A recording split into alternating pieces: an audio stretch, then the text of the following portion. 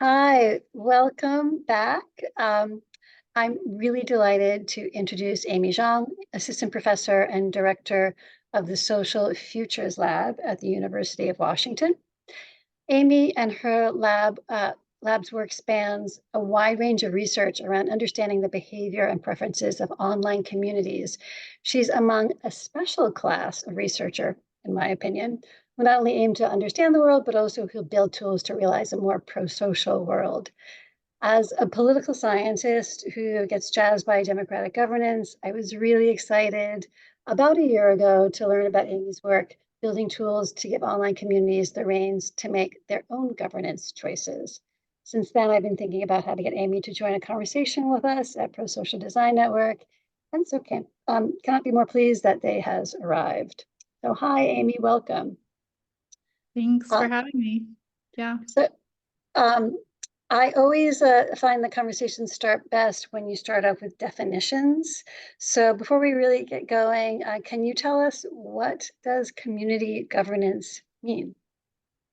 hmm Yeah. So I think, at least with regards to my work, I'm specifically focusing on online communities and sort of the software that we can use to support online communities. And, these communities can exist offline, can meet offline, et cetera, but they're using online software, and we're kind of thinking about support tooling for the online space.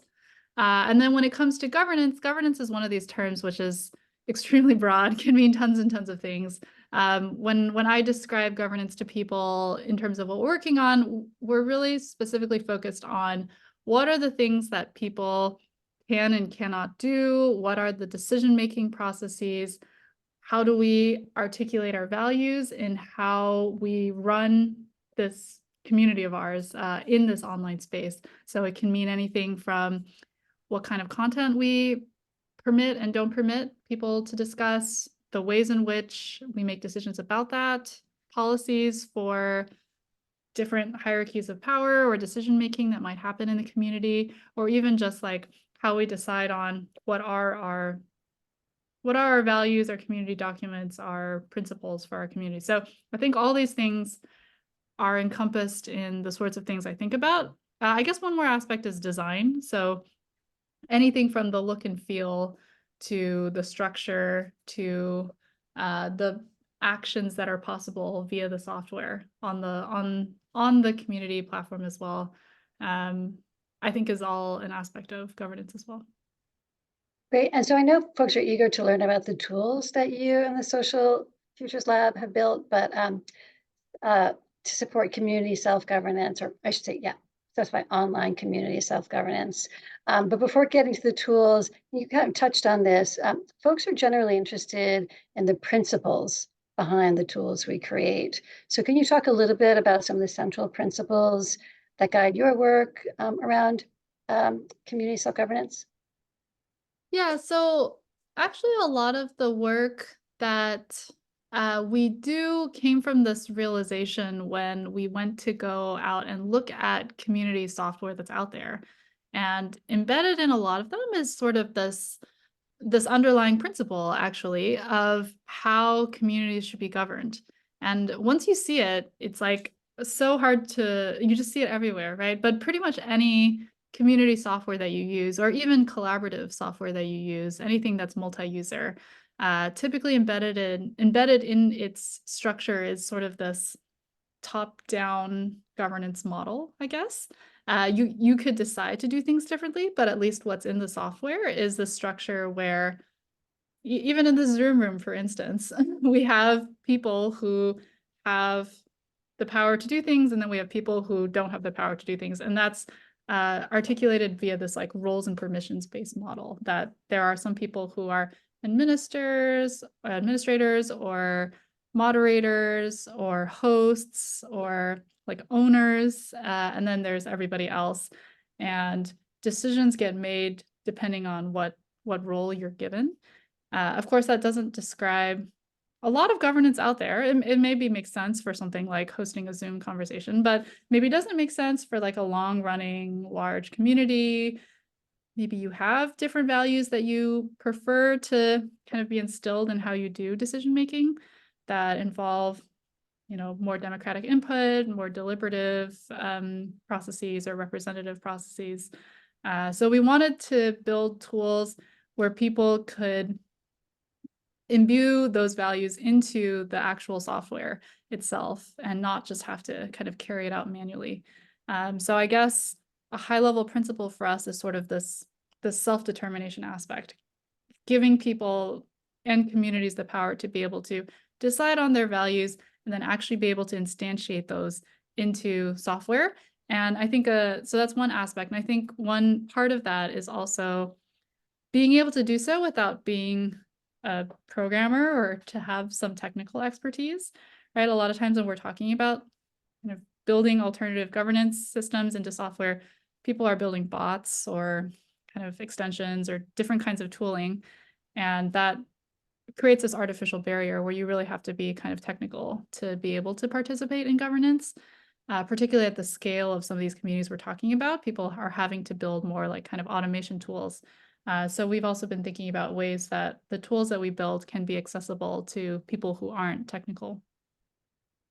Okay, well, now I'm sure others like me are at the edge of our seats. Now we can get to actually talk about the tools. So tell us a little about what exists available to what kinds of communities, if there's anything in development, and also is there any projects where you might welcome support? Mhm. Yeah, absolutely. So the project that we're working on that is broadly encompassed by what I just talked about is called Policy Kit. And it has a couple layers at this point. So the first version that we built was called Policy Kit and is really at this kind of lower level architectural stack and is meant to facilitate you using whatever community software platform that you would like to use. Maybe you are using Zoom or a subreddit or Discord or Slack or discourse forums or you name it, Facebook groups, etc. There's all these different places where you could have your community convene online to discuss. There's also other systems like Open Collective. You and your community could use platforms to host funds, do all sorts of things. And we want you to continue to use those tools. Like we're not in the business of like building out like new discussion platforms or other kinds of platforms for communities. That's very hard and all these tools do it better. But we want to help your community have a different style of governance on those platforms. So this policy kit was sort of this kind of lower level infrastructure to say, how could we possibly ever do that? And we do it via platform APIs. So a lot of these community platforms have APIs where you can build tools like bots to kind of hook into that platform and post things, delete things, make other kinds of actions in that community. And PolicyKit is a system that connects via API to a number of these different community platforms, such that you could, add PolicyKit to your online community, describe inside PolicyKit the types of different kinds of governance that you would want to instantiate in PolicyKit. And then PolicyKit takes care of the software part, the work of kind of making that happen on your community of choice. So a lot of that is kind of like low level, not kind of interesting or useful to users, kind of connecting to APIs and listening to what's happening, having policies running on PolicyKit and then kind of carrying them back out in communities themselves. And we did all that so that we didn't have to build this separate space that communities have to go to in order to do governance. They can do it on their platform of choice. So PolicyKit is sort of this like lower level infrastructure for that. But as I mentioned earlier, we're interested in tools where you don't have to be a programmer in order to participate in and even create governance structures that you want. And therefore, that necessitated building a second layer on top of PolicyKit, which we've been working on in the last year, and finally have a system that is complete, but we've hired a front-end developer to kind of make it like super kind of usable and snazzy for users. where so in the original policy kit, one would have to write kind of like a script in a programming language to describe governance. The scripts did not have to be very complicated, but it still requires programming. So you'd have to say like, I'd like to create a jury, and then I need to get all the members of a community. I'd have to randomly select some of those members, get their member IDs, put them in a jury, tell them on whatever platform that they've been put in this jury, poll that platform to get sort of like their updates. At some point, they've come to a decision, and then I carry out the decision. That's all like written in a programming script. And it's, not particularly interesting, right, to write. And indeed, when we ask people to come up with different types of governance, they're not always coming up with like very imaginative or weird or unusual governance structures. Like we are all familiar with different types of governance structures we've seen out there that we would like to instantiate. And we don't necessarily have to write it all from scratch, right? Like there are patterns that we see across different communities.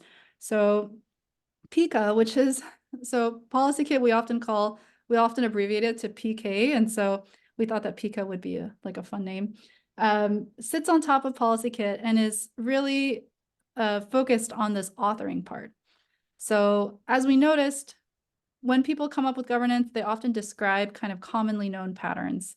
So we could then go implement those patterns for them. Then all the user has to do is select from a suite of governance patterns. I want to hold an election, for instance, for new moderators. I would just select like election, and then we've kind of under the hood written the general flow for that.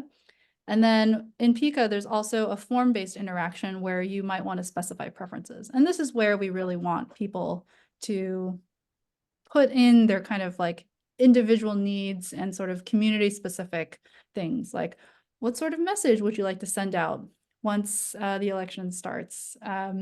What sort of notifications would you like to tell people about once the election's over? How much time do you want to allow for votes to come in? Do you want a majority or supermajority? These are the kinds of things that you would actually want to be kind of like different for each community, or like different communities would have different preferences. And so we're able to do that all via form-based interaction, not having to edit a script because of this kind of PICA declarative language that my student Legia created under the hood, so that it can be expressed in this like user-friendly way. So policy kit is built, it's working. We have some communities kind of using it. Without PICA, unfortunately, the way it works right now is that I am like the programmer sitting behind the curtain. Like when people want changes, I go in there and I like change the script, which is very cumbersome and can introduce lots of bugs sometimes. But now with PICA, the hope is that once we have this rolled out version, that people can then themselves kind of use it without some like a developer on call to update and play with different types of governance structures and design the kind of governance that they want for them. And I see that there's a question from Kai in the chat. What platforms does Policy Kit work on? Does it work for more closed platforms like groups on Facebook? So we've built connections to a couple of different platforms. We had an initial set of platforms that it worked for that I built in 2019. Because platform APIs change fairly frequently, and I don't have the time necessarily to like go and like update these. I do believe several of them have broken. Just, Reddit changed their API in the last 5 years. The one that we know works very well because we have a number of communities using it is our connection to Slack. We are interested, if anyone is interested in kind of helping out, and we have funds to kind of like hire people as well to build up these API connections better and to have more platforms. We would really love that. I'm excited about like building a connection to GitHub, for instance, to Discord. Things like Zoom would be fun. Does it work? So that is one caveat about Policy Kit. It requires platform API connections, right? So the minimal things that Policy Kit requires is that it needs to be able to listen to things that you want to govern. So it needs to know whether or not they're happening on the platform.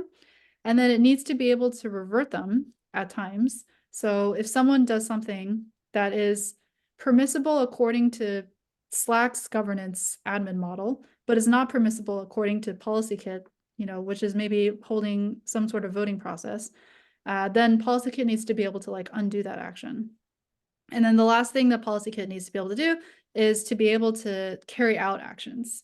So typically what we would need is some kind of bot API connector where this API key has kind of admin privileges in the community's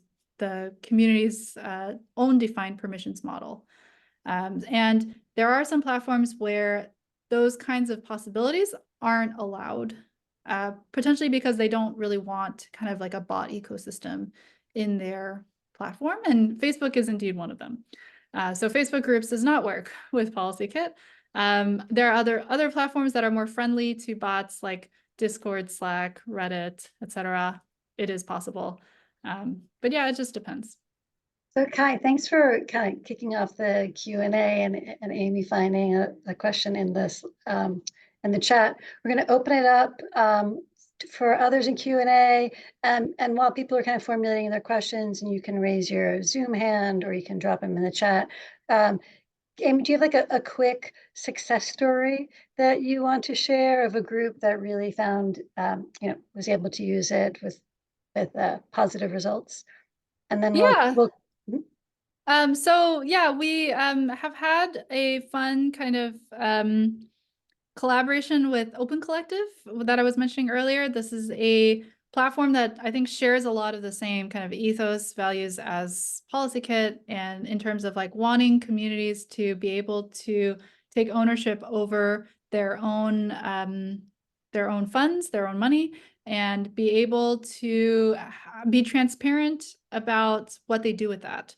Right. So like co-ops oftentimes will host their collective money on Open Collective. Open source software projects will collect donations at Open Collective. And one of the things we said was like, okay, well, imagine having more democratic governance processes to decide what to do with money on Open Collective, right? So right now, Open Collective has kind of this typical admin mod structure as well. But they have very much this like community ideal. So we built a connector to Open Collective, and we had a couple of communities use it for democratic fund disbursements. So you're a co-op, or in some cases we had like a nonprofit that had some money in a pocket in that's like sort of like in a setting where they want to use it for community related purposes every month or something like that, or they had members of the community that were getting paid regularly through these funds where they wanted to have broader input on how that was used.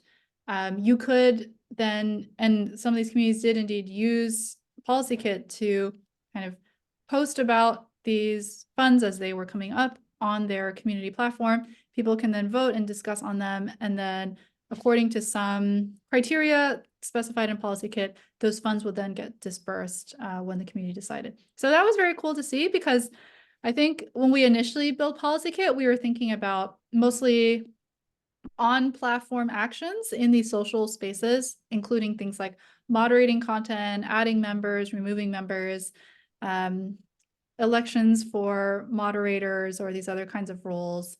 And we weren't thinking about these more high stakes, I think, issues such as like money, where we have to get, I think, a little bit more worried about things like security.